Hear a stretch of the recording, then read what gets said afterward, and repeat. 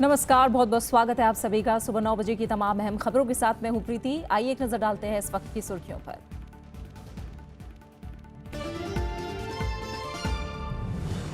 VVPAT मशीनों के लिए चुनाव आयोग की केंद्र से फंड जल्द जारी करने की मांग। 16 लाख मशीनों के लिए 3,174 करोड़ रुपए की जरूरत। आम चुनाव से पहले आवंटित करने की अपील। तेलंगाना में आरक्षण विधेयक पारित। मुसलमानों को 12 और अनुसूचित जनजाति को 10% आरक्षण का प्रावधान। अवरोध को लेकर बीजेपी के 5 विधायक निलंबित।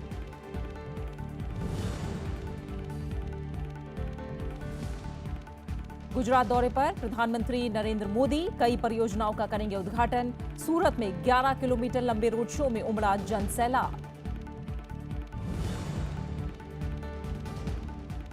महाराष्ट्र, गुजरात, राजस्थान, पंजाब और हरियाणा में लू की चेतावनी। श्रीगंगानगर में पारा 46 के पार। अंडमान निकोबार में भारी बारिश का अनुमान। और नेपाल के राष्ट्रपति का 5 दिवसीय भारत दौरा आज से। आपसी रिश्ते मजबूत बनाने पर जोर। शिष्टमंडल स्तर की बातचीत कल।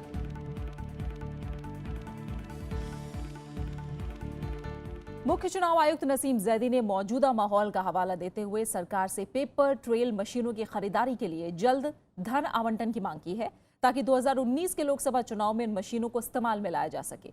हाल ही में उत्तर प्रदेश और उत्तराखंड में चुनाव के बाद ईवीएम को लेकर सवाल उठे हैं।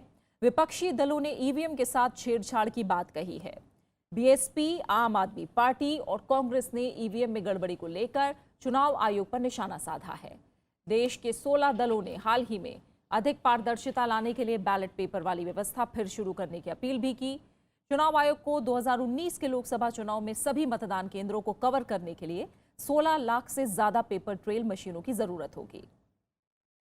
इस पर 3,174 करोड़ रुपए की लागत का अनुमान है। चुनाव आयोग जून 2014 से वीवीपीएटी के बारे में सरकार को कम से कम 11 बार याद दिला चुका है। पिछले साल नसीम जैदी ने प्रधानमंत्री नरेंद्र मोदी को इस संदर्भ में पत्र लिखा था। वीवीपीएटी प्रणाली लागू होने से मतदाता को ईवीएम पर वोटिंग करने के बाद एक पर्ची मिलेगी। इस पर्ची के जरिए मतदाता ये सुनिश्चित कर पाएंगे कि उनका वोट सही जगह पड़ा है या नहीं। अभी ईवीएम मशीनों के साथ कुछ ही जगहों पर वीवीपीएटी का इस्तेमाल होता है। केरल की मल्लपुरम लोकसभा सीट पर वोटों की गिनती जारी है। मतगणना को देखते हुए सुरक्षा के पुख्ता इंतजाम किए गए हैं। 12 अप्रैल को इस सीट पर मतदान हुआ था, जिसमें 71% से ज्यादा लोगों ने वोटिंग की। आईयूएमएल ने इस सीट के लिए केरल के पूर्व उद्योग मंत्री पीके कुन्हाली कुट्टी को मैदान में उतारा है। वहीं सीपीएन ने स्थानीय निकाय के सदस्य और युवा नेता एमबी फैजल को, जबकि बीजेपी ने श्री प्रकाश को मैदान में उतारा है।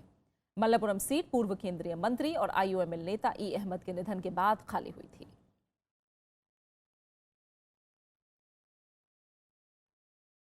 भारतीय जनता पार्टी ने 23 अप्रैल को होने वाले एमसीडी चुनाव के लिए रविवार को अपना संकल्प पत्र जारी किया। पार्टी घोषणा पत्र में कहा गया है कि दिल्ली में जीत हासिल होने पर दिल्ली नगर निगम कोई भी नया कर नहीं लगाएगी। एमसीडी चुनाव के लिए जारी बीजेपी के संकल्प पत्र में कई वादे किए गए हैं। पार्टी ने कहा है कि हर वार्ड में दीनदयाल अंत्योदय रसोई योजना लागू की जाएगी। साथ ही गरीबों को 10 रुपए में भोजन की थाली मुहैया कराई जाएगी। पार्टी ने एमसीडी के कामों में पारदर्शिता लाने और विकास कार्यों में मॉनिटरिंग के लिए नोडल अधिकारी नियुक्त करने की भी बात कही है। हमें दिल्ली के लोगों को सारी सुविधाएं देनी है, उनका सारा हक देना है, लेकिन हम किसी भी प्रकार का नया कोई भी टैक्स एमसीडी में नहीं लगाएंगे। संकल्प पत्र में स्टार्टअप इंडिया में महिलाओं की भागीदारी बढ़ाने, किसी भी तरह का नया टैक्स न लगाने, दिल्ली को ढलाव मुक्त बनाने, घर घर जाकर कचरा इकट्ठा करने, सभी बाजारों की नाइट क्लीनिंग करने, ड्रेनेज सिस्टम में सुधार, सभी अस्थायी सफाई कर्मचारियों को नियमित करने और हर महीने आरडब्ल्यूए के साथ मीटिंग करके उनकी समस्याएं सुलझाने समेत तमाम वादे किए गए हैं। हर महीने उस वार्ड के सभी आरडब्ल्यूए के साथ हमारे पार्षद और वार्ड के निगम पदाधिकारी उनके साथ मीटिंग करेंगे और उनकी समस्याओं को दूर करने का क्या हुआ ये अगले महीने जवाब देंगे। दिल्ली में एमसीडी की 272 सीटों के लिए 23 अप्रैल को चुनाव होना है। वोटों की गिनती 27 अप्रैल को होगी। रविंद्र सिंह चौरान, राज्यसभा टीवी। इधर बीजेपी के संकल्प पत्र और वादों पर आम आदमी पार्टी ने निशाना साधा है। दिल्ली संयोजक दिलीप पांडे ने कहा कि 10 साल निगमों की सत्ता में रही बीजेपी ने हाउस टैक्स माफी को लेकर एक कदम नहीं बढ़ाया, जबकि 2007 के घोषणा पत्र में उसने इसका स्पष्ट तौर पर वादा किया था। उन्होंने बीजेपी पर लोगों को डराकर पैसे ऐंठने का आरोप भी लगाया। पांडे ने आरोप लगाया कि बीजेपी ने रेहड़ी पटरी वालों को नियमित करने का झांसा देकर पैसे वसूल लिए, लेकिन उन्हें नियमित करने के लिए कुछ नहीं किया। उन्होंने कहा कि निगमों के सत्ता में आने पर आम आदमी पार्टी ठोस योजना के साथ इन मुद्दों पर काम करेगी। वहीं कांग्रेस ने भी बीजेपी के संकल्प पत्र पर निशाना साधा है। आज आप एक विकल्प दिखा रहे हैं कि आप सेंट्रल गवर्नमेंट से फंड लेके आएंगे। एक तो ये कि आज तक नहीं लेके आए आप, और दूसरा ये कि जब ला सकते थे तो ये सब गंदगी क्यों फैलाई आपने? आप पहले ही लाके कर देते समाधान। तो ये सब कोरी लफाजी है, झूठ है, धोखेबाजी है भारतीय जनता पार्टी की, और दिल्ली की जनता इस बार इस धोखे में फंसने वाली नहीं है। दिल्ली कांग्रेस प्रदेश अध्यक्ष अजय माकन के नेतृत्व में पार्टी कार्यकर्ताओं ने दिल्ली के मुख्यमंत्री अरविंद केजरीवाल के खिलाफ राजघाट पर मौन व्रत रखा। प्रदेश कांग्रेस ने शुंगलू कमेटी की रिपोर्ट में भ्रष्टाचार के आरोपों पर मुख्यमंत्री अरविंद केजरीवाल से इस्तीफा देने की मांग की। तत्कालीन उपराज्यपाल नजीब जंग ने आम आदमी पार्टी सरकार के कामकाज में गड़बड़ियों की जांच के लिए एक 3 सदस्यीय कमेटी बनाई थी। पूर्व सीएजी वीके शुंगलू की अध्यक्षता वाली इस कमेटी ने 404 फाइलों की जांच के बाद कई गड़बड़ियां पाई हैं। तेलंगाना विधानसभा ने कल तेलंगाना नया आरक्षण विधेयक 2017 पारित कर दिया। बीजेपी को छोड़कर सभी विपक्षी पार्टियों ने राज्य में शिक्षा और रोजगार के क्षेत्र में आर्थिक रूप से पिछड़ा वर्ग श्रेणी और अनुसूचित जनजातियों के लिए कोटा बढ़ाने का समर्थन किया है। विधेयक में मुसलमानों के पिछड़े वर्ग के लिए कोटे में वर्तमान 4% को बढ़ाकर 12 और अनुसूचित जनजातियों के कोटे को वर्तमान 6% से बढ़ाकर 10% किया गया है। सदन की कार्रवाई शुरू होते ही बीजेपी विधायक अवरोध करने लगे, जिसके बाद 5 बीजेपी विधायकों को निलंबित कर दिया गया। वहीं विधेयक पर चर्चा का जवाब देते हुए मुख्यमंत्री चंद्रशेखर राव ने विश्वास जाहिर किया कि केंद्र इस विधेयक को मंजूर करे। प्रधानमंत्री नरेंद्र मोदी गुजरात के 2 दिन के दौरे पर हैं। 400 करोड़ रुपए की लागत वाले Kiran multi super speciality hospital and research centre का आज प्रधानमंत्री उद्घाटन किया। इसका निर्माण एक ट्रस्ट ने किया है। इसके बाद वो सूरत के इच्छापुर गांव में हीरा बोस SEZ जाएंगे, जहां वो हरिकृष्ण एक्सपोर्ट प्राइवेट लिमिटेड की हीरा पॉलिशिंग इकाई का उद्घाटन करेंगे। इसके अलावा प्रधानमंत्री वहां से तापी जिले के बीजापुर गांव जाएंगे, जहां वो सूरत जिला सहकारी दूध उत्पादन संघ के मवेशी चारा संयंत्र और आइसक्रीम संयंत्र का उद्घाटन करेंगे। प्रधानमंत्री नरेंद्र मोदी इसके साथ ही नवा पारदी में डेयरी उत्पाद संयंत्रों के लिए रिमोट से आधारशिला रखेंगे। प्रधानमंत्री नरेंद्र मोदी कल शाम गुजरात पहुंचे हैं। प्रधानमंत्री बनने के बाद वो पहली बार सूरत पहुंचे। उन्होंने एयरपोर्ट से सर्किट हाउस तक 11 किलोमीटर लंबा रोड शो किया। पीएम का करीब 3 घंटे तक सूरत की सड़कों पर रोड शो चला। इस दौरान उमड़े लाखों लोगों ने उनका जोरदार स्वागत किया। बीजेपी की 2 दिवसीय राष्ट्रीय कार्यकारिणी की बैठक का रविवार को समापन हो गया। ओडिशा के भुवनेश्वर में आयोजित इस बैठक में प्रधानमंत्री नरेंद्र मोदी ने समापन भाषण दिया। प्रधानमंत्री ने पार्टी नेताओं को बड़बोलेपन से बचने की सलाह दी है। रविवार को खत्म हुई बीजेपी की 2 दिवसीय राष्ट्रीय कार्यकारिणी की बैठक में ओबीसी आयोग को संवैधानिक दर्जा देने समेत कई राजनीतिक प्रस्ताव पारित हुए। बैठक में पार्टी के मिशन 2019 पर भी चर्चा हुई। चुनाव कैसे हम जीते, कैसे तैयारी की, इसका वर्णन उत्तर प्रदेश, उत्तराखंड, मणिपुर, पंजाब और गोवा सभी राज्यों के अध्यक्षों ने किया। पार्टी ने कहा है कि जीएसटी उनकी सरकार की बड़ी उपलब्धि है। इसके अलावा पिछड़ा आयोग को संवैधानिक दर्जा देने और जनधन समेत तमाम योजनाओं को लेकर मजबूत पक्ष रखने पर भी बात हुई। केवल राज बदलना, सत्ता परिवर्तन करना, एक मंत्री बनना हमारा मकसद नहीं है। तो जो 4 पीढ़ियों तक हमारे कार्यकर्ताओं ने प्रतिकूल परिस्थिति में बलिदान देकर इस विचार को जिंदा रखा है, उससे प्रेरणा लेकर 2022 में हम एक सुखी, समृद्ध, संपन्न, शक्तिशाली हिंदुस्तान बनाएंगे, जो भय, भूख, आतंक और भ्रष्टाचार से मुक्त होगा। प्रधानमंत्री नरेंद्र मोदी ने बैठक में समापन भाषण दिया। उन्होंने पार्टी नेताओं से कहा कि वो संयम से काम लें और जीत से ज्यादा उत्साहित ना हों। इस मौके पर उन्होंने ईवीएम को लेकर विपक्ष के आरोपों को बेबुनियाद बताया। Bureau report, Rajya Sabha TV. राष्ट्रपति प्रणब मुखर्जी आज पटना में महात्मा गांधी के चंपारण सत्याग्रह के शताब्दी वर्ष समारोह में शामिल होंगे, जिसमें विभिन्न कार्यक्रमों का आयोजन करने की योजना है। बिहार सरकार आज से साल भर चलने वाले समारोह का शुभारंभ करेगी। महात्मा गांधी ने 10 अप्रैल 1917 को राज्य में पहली बार कदम रखा था। राष्ट्रपति पटना में स्वतंत्रता सेनानियों के परिजनों से भी मुलाकात करेंगे।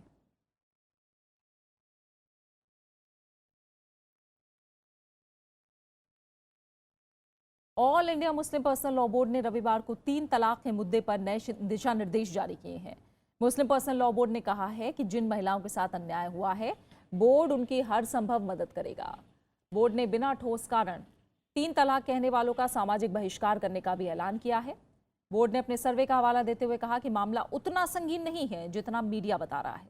इससे पहले प्रधानमंत्री नरेंद्र मोदी ने बीजेपी की राष्ट्रीय कार्यकारिणी में 3 तलाक के मसले पर कहा था कि इससे मुस्लिम महिलाओं को दिक्कत हो रही है और इसका हल निकालना चाहिए। अब आज जो बोर्ड ने 3 तलाक के सिलसिले में कोड ऑफ कंडक्ट जारी किया है, उसका बुनियादी मकसद ये है कि अगर एक औरत के साथ नाइंसाफी हो तो वो भी हम लोग नाइंसाफी मानते हैं, 10 के साथ हो तो उसको भी हम लोग नाइंसाफी मानते हैं। लोग ये समझते हैं कि जो ये कोड ऑफ कंडक्ट जारी हुआ है, इसको तमाम मुसलमान फॉलो करेंगे तो जितने भी केसेस 3 तलाक के आ रहे हों वो इंशाअल्लाह खत्म हो जाएंगे। सुप्रीम कोर्ट कॉलेजियम ने देश के 10 हाई कोर्टों में जजों की नियुक्ति के लिए 51 नामों की सिफारिश की है। चीफ जस्टिस JS खेहर की अध्यक्षता वाले कॉलेजियम ने संबंधित प्रक्रियाओं को पूरा करते हुए जजों की नियुक्ति के लिए नामों को मंजूर किया है। कॉलेजियम को अलग अलग हाई कोर्ट के कॉलेजियम से 90 नामों की सिफारिश मिली थी।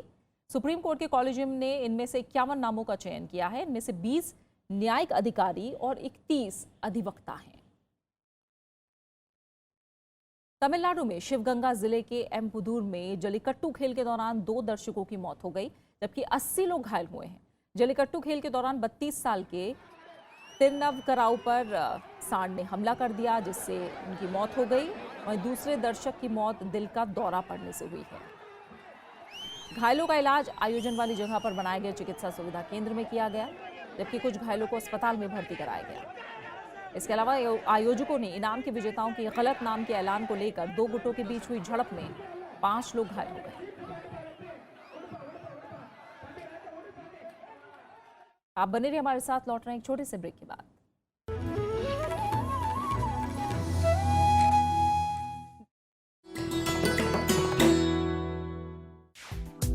विजय लक्ष्मी पंडित, संयुक्त राष्ट्र महासभा की पहली महिला अध्यक्ष, देश की पहली महिला कैबिनेट मंत्री, भारतीय संविधान सभा की सदस्य, लोकसभा में फूलपुर सीट की नुमाइंदगी, संयुक्त राष्ट्र मानवाधिकार परिषद में देश का प्रतिनिधित्व।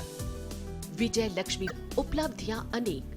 नेहरू परिवार की ये सदस्य है देश की सफलतम राजनीतिज्ञों में से एक।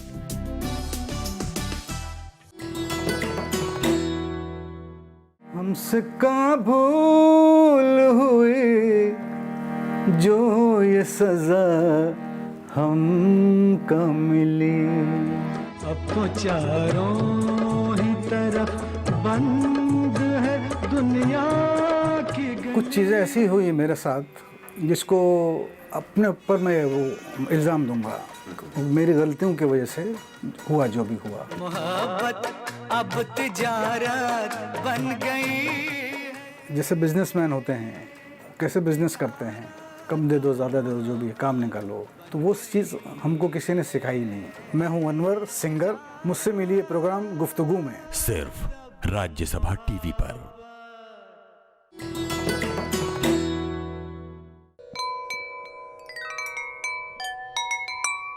जल तरंग, मिट्टी चीनी के प्यालों से निकलती अद्भुत स्वर लहरियां और पानी की सतह से गूंजती संगीत की मधुरता। इस संगीत का मिलता है अनेक प्राचीन ग्रंथों में बयान। मिलिंद तुलंकर और सीता दुरै स्वामी जैसे संगीतज्ञों ने बनाई है संगीत की इस अनोखी विद्या में विश्वव्यापी पहचान। और जीवन की 64 महत्वपूर्ण कलाओं में से एक बता गए हैं इसे महर्षि वात्स्यायन।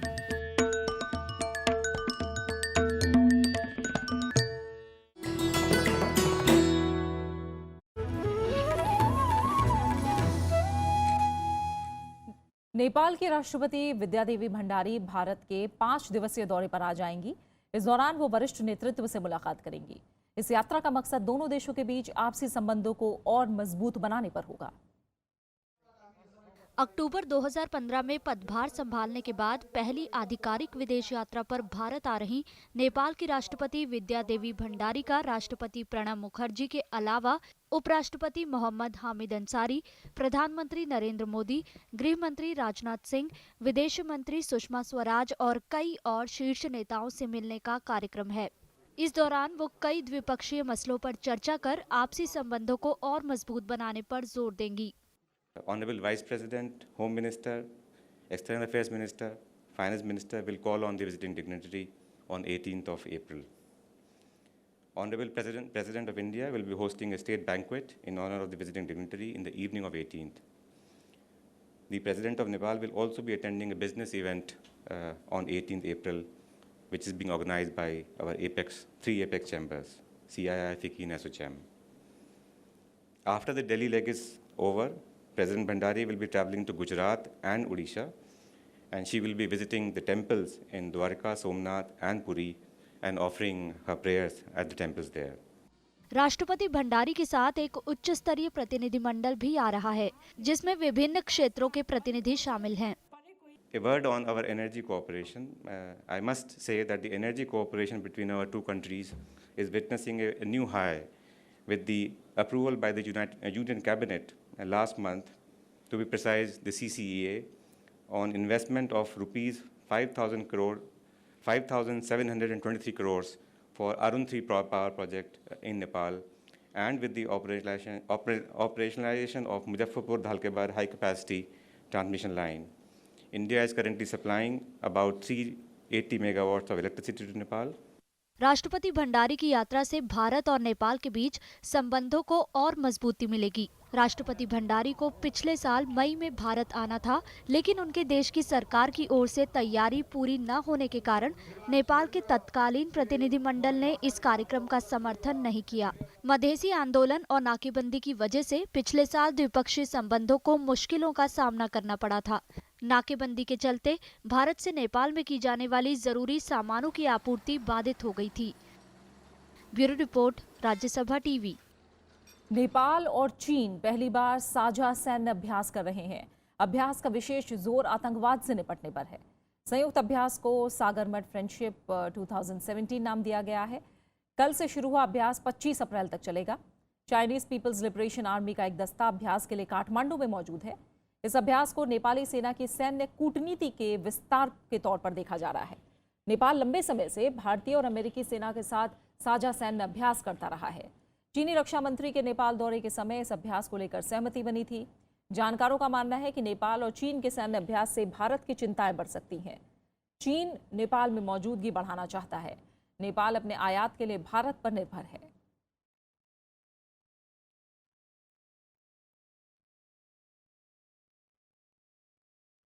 अमेरिका और चीन उत्तर कोरिया के खिलाफ कई सारे विकल्पों पर साथ मिलकर काम कर रहे हैं। इसमें अमेरिका ने कई और सहयोगियों को भी साथ लिया है। अमेरिका के शीर्ष सुरक्षा सलाहकार ने रविवार को ये जानकारी दी। उत्तर कोरिया के परमाणु और मिसाइल कार्यक्रम से बढ़ते तनाव के मद्देनजर ये फैसला लिया गया है। हालात को काबू में करने के लिए अमेरिका और चीन के बीच एक राय है। राष्ट्रपति ट्रंप ने साफ किया है कि किम जोंग उन शासन को क्षेत्र के लिए खतरा नहीं बनने दिया जाएगा।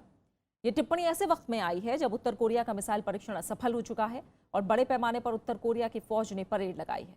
राष्ट्रपति ट्रंप ने इससे पहले भी कहा था कि इस मुद्दे पर चीन हमारे साथ मिलकर काम कर रहा है। हालांकि चीन ने इस पर सार्वजनिक रूप से कोई बयान नहीं दिया है।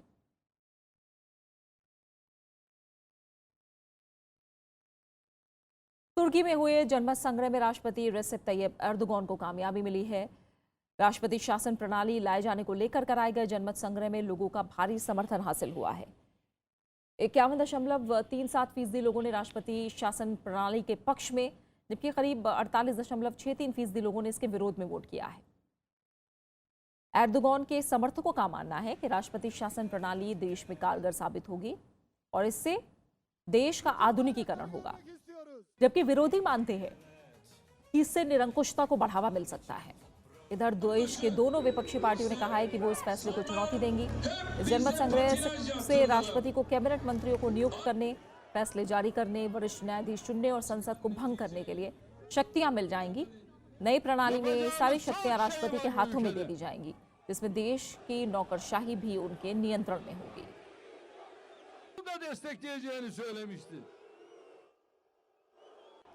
बात मौसम की। गर्मी और लू का प्रकोप जारी है। बढ़ते तापमान से जनजीवन अस्त व्यस्त है। राजस्थान के श्रीगंगानगर में सबसे ज्यादा 46 डिग्री सेल्सियस तापमान दर्ज किया गया। मौसम विभाग ने बिहार, पश्चिम बंगाल, असम और मेघालय में आंधी तूफान की चेतावनी जारी की है। अंडमान में अगले 24 घंटे में भारी बारिश की चेतावनी दी गई है। पसीने और गर्मी से बेहाल लोग, छांव तलाशती आंखें। बढ़ते पारे ने लोगों का हाल और बुरा कर दिया है। दिल्ली समेत देश के ज्यादातर इलाकों में पारा 40 के पार जा चुका है। ऐसे में लोग दोपहर के वक्त घरों से निकलने से परहेज कर रहे हैं। मौसम विभाग ने महाराष्ट्र, गुजरात, राजस्थान, पंजाब और हरियाणा में अगले 3-4 दिनों में लू चलने की चेतावनी दी है। नागपुर के अलावा वर्धा सबसे ज्यादा बढ़ रहा है। नागपुर से भी ज्यादा वर्धा का टेम्परेचर ज्यादा है 45.0। इसके साथ साथ अकोला भी 44. आज तो अकोला ने भी 44.5 का रिकॉर्ड हुआ है, 44.6 का। बढ़ती गर्मी से लोगों के सामने पीने के पानी की समस्या भी विकराल होती जा रही है। पानी की तलाश में लोगों को कई किलोमीटर का सफर तय करना पड़ रहा है। ये हाल है कर्नाटक के कई इलाकों का। कर्नाटक के कलबुर्गी जिले में बच्चे, बड़े, बूढ़े सभी सारा दिन पानी इकट्ठा करने की जुगत में लगे रहते हैं। 3-4 किलोमीटर दूर चलने के बाद पानी का एक घड़ा मुश्किल से नसीब हो पाता है। बच्चे को उनको बावड़ी को भेजना पड़ता है पानी के लिए, पढ़ाई वो सब छोड़ के। हम भी पढ़ाई कर गए हैं, पानी के लिए पढ़ाई छोड़ दिया है हमने। नहाने को पानी नहीं, धोने को पानी नहीं, तकलीफ पीने को पानी नहीं, जाना इधर घड़ा लेकर उधर कोई भागते देते नहीं। गर्मी का असर लोगों के स्वास्थ्य पर भी पड़ा है। लोग सरदर्द, बेचैनी, लू लगने जैसी कई समस्याओं से परेशान हैं। ओडिशा में अब तक 2 लोगों की लू लगने से मौत हो चुकी है। Bureau report, Rajya Sabha TV. बात खेलों की। भारतीय पुरुष बैडमिंटन खिलाड़ी बी साई प्रणीत ने कल हमवतन किदाम्बी श्रीकांत को हराकर सिंगापुर ओपन बैडमिंटन टूर्नामेंट का पुरुष एकल खिताब जीत लिया। कल खेले गए फाइनल मुकाबले में प्रणीत ने भारत के ही श्रीकांत किदाम्बी को 17-21, 21-17, 21-12 से हरा दिया। भारतीय बैडमिंटन के लिहाज से ये ऐतिहासिक दिन रहा है। पहली बार किसी सुपर सीरीज टूर्नामेंट के फाइनल में भारत के 2 पुरुष खिलाड़ी आमने सामने थे। प्रणीत इस खिताब को जीतने वाले पहले भारतीय पुरुष खिलाड़ी बन गए हैं। प्रणीत के करियर का भी ये पहला सुपर सीरीज खिताब है। हमारी रोजमर्रा की जिंदगी में बचे हुए खाने का कोई उपयोग नहीं होता, इसे ज्यादातर फेंक दिया जाता है। लेकिन अब वैज्ञानिकों ने बचे खाने से बायोगैस बनाने की तकनीक विकसित की है।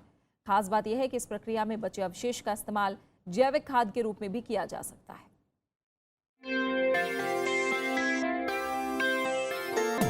ऐसा लगभग हर जगह पाया गया है कि बचे हुए खाने को या तो पशुओं को खिला दिया जाता है या फिर फेंक दिया जाता है। लेकिन क्या हो अगर इसी बचे हुए खाने से उपयोग में आने वाली कोई चीज बना ली जाए? इसी कड़ी में Indian institute of engineering, science and technology Shibpur में centre of excellence for green energy and sensor system के वैज्ञानिकों ने खाद्य अवशेषों से बायोगैस बनाने की तकनीक विकसित की है, जिसमें एनारोबिक डाइजेशन प्रक्रिया द्वारा किचन से बचे हुए खाद्य पदार्थों से बायोगैस बनाई जाती है। There are 2 trolleys who collect the kitchen waste and the food waste from different hostels and different residential places and bring them to our biogas units where they are properly segregated and shredded and put into the machine where from that the mix goes into the biodigester, and from the digester the gas is produced and that biogas is then fed to the engine which then produces electricity. Biogas के निर्माण के लिए hostels, घरों और होटलों से बड़ी मात्रा में बचे हुए खाद्य पदार्थ को 1000 किलोग्राम क्षमता वाले प्लांट में पानी के साथ मिलाकर उसका तरल रूप तैयार किया जाता है। इसके बाद दूसरे प्लांट में डालकर इसे 40 से 45 दिनों तक छोड़ दिया जाता है और इसमें मौजूद पानी को अलग कर लिया जाता है। फर्मेंटेशन की प्रक्रिया के द्वारा इस प्लांट में मीथेन गैस तैयार होती है, जिसे अलग कर इसका इस्तेमाल जनरेटर में और भोजन बनाने में किया जाता है। खास बात ये भी है कि इस प्रक्रिया में बचे अवशेष का इस्तेमाल जैविक खाद के रूप में किया जा सकता है। ये तकनीक पूरी तरह से सुरक्षित है और इसका सफल परीक्षण किया गया है।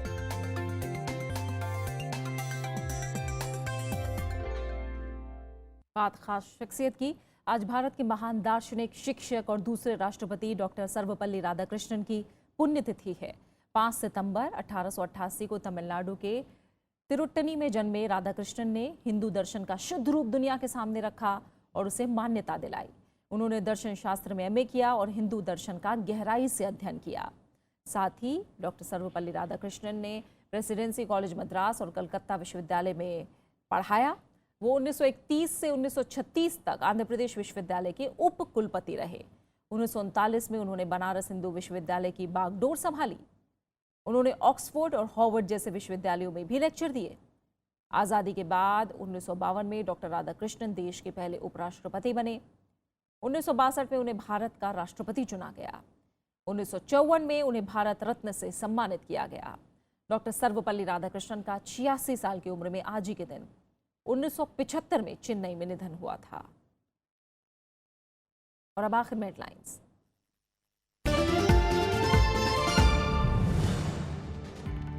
वीवीपैट मशीनों के लिए चुनाव आयोग की केंद्र से फंड जल्द जारी करने की मांग। 16 लाख मशीनों के लिए 3,174 करोड़ रुपए की जरूरत। आम चुनाव से पहले आवंटित करने की अपील। तेलंगाना में आरक्षण विधेयक पारित। मुसलमानों को 12 और अनुसूचित जनजाति को 10% आरक्षण का प्रावधान। अवरोध को लेकर बीजेपी के 5 विधायक निलंबित। गुजरात दौरे पर प्रधानमंत्री नरेंद्र मोदी कई परियोजनाओं का करेंगे उद्घाटन। सूरत में 11 किलोमीटर लंबे रोड शो में उमड़ा जन सैलाब। महाराष्ट्र, गुजरात, राजस्थान, पंजाब और हरियाणा में लू की चेतावनी। श्रीगंगानगर में पारा 46 के पार। अंडमान में भारी बारिश का अनुमान। और नेपाल के राष्ट्रपति का 5 दिवसीय भारत दौरा आज से। आपसी रिश्ते मजबूत बनाने पर जोर। शिष्टमंडल स्तर की बातचीत कर। और इसी के साथ फिलहाल सुबह 9 बजे की खबरों में मेरे साथ इतना ही। आगे आप देख सकते हैं मीडिया मंथन। नमस्कार।